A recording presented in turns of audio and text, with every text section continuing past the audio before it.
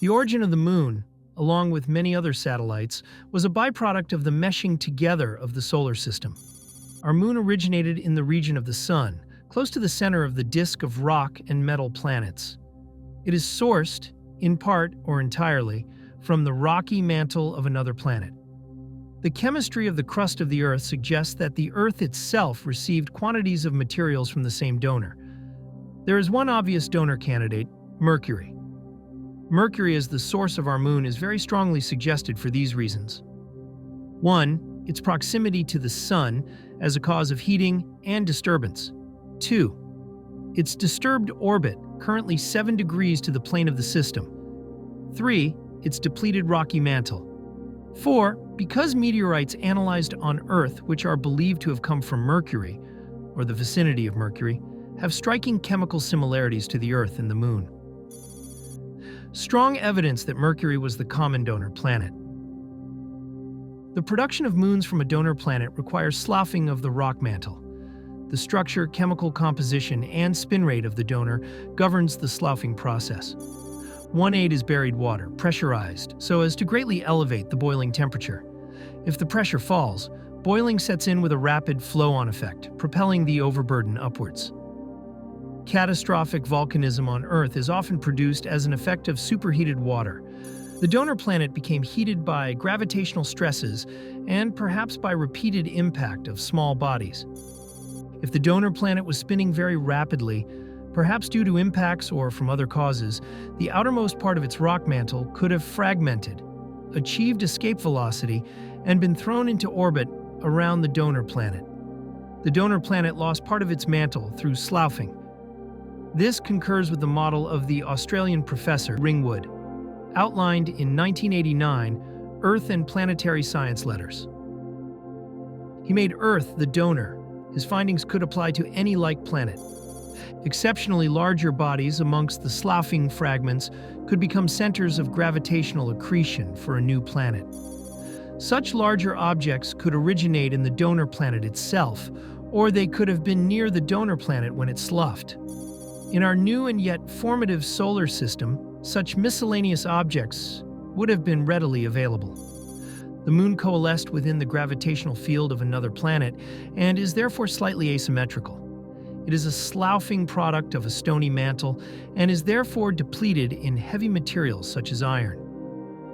It is sourced from a planet similar to Earth and therefore has water bonded into its minerals, as does Earth.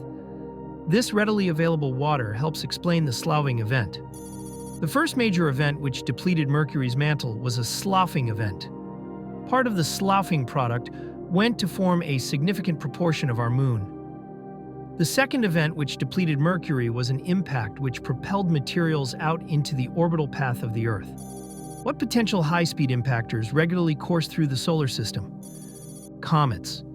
And they often travel close around the Sun at tremendous speed. We now hypothesize that a large swarm of high-speed impactors, perhaps dominantly ice comets, blasted huge volumes of rock and metal from the donor planet outwards towards Earth and propelled the Moon outwards into the gravitational field of Venus. The Moon was captured by Venus, which is the morning star. Part of Mercury was captured by the Earth as fragments which were possibly propelled by the impact of ice comets. So we have a beautiful visual picture from space. Since time was young, for time immemorial, the bride of Christ, his church, that looketh forth as the morning, fair as the moon, Song of Solomon 6:10, was with Christ, the bright and morning star, Revelation 22:16. Much later, when again vast bodies of ice were coursing through the solar system, and after the Moon had stepped into a distant, mature orbit of Venus, the Moon was propelled into Earth's orbit. When the Moon was first propelled into Earth's orbit, the Moon and Earth were likely to suffer damage. The Moon, passing close by the Earth, may have heated internally and been in danger of disintegration. If we postulate that the Earth at that time boasted a ring of ice bodies in the way that other planets currently have rings, then the braking and guiding effect of the ring may explain why there was, in fact, minimal damage. Peter Goldreich, in Scientific American, April 1972, states that Gerstenkorn, another lunar scientist, reasoned that, quote, The moon had initially been captured in a highly inclined eccentric orbit, and that tidal friction had subsequently decreased the orbital eccentricity and inclination, and then increased the radius to the present value. End quote. Over time, our satellite's orbit became near circular and tended toward the plane of the Earth's equator. The most mechanically stable orbit is in the plane of the equator, from which it is currently offset. Another long-term feature will be a geostationary orbit. By the time of moon capture, the clearing effect of the sun upon the solar system, besides the ignition of many new stars, will have rendered the heavens visible from the Earth, much the same as they are today. Moon capture was the final act in the revelation of the heavens. Genesis 1:14-19 reads, And God said, Let there be lights in the firmament of the heaven to divide the day from the night, and let them be for signs, and for seasons, and for days and years.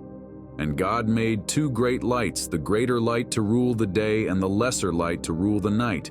He made the stars also, to give light upon the earth. And the evening and the morning were the fourth day.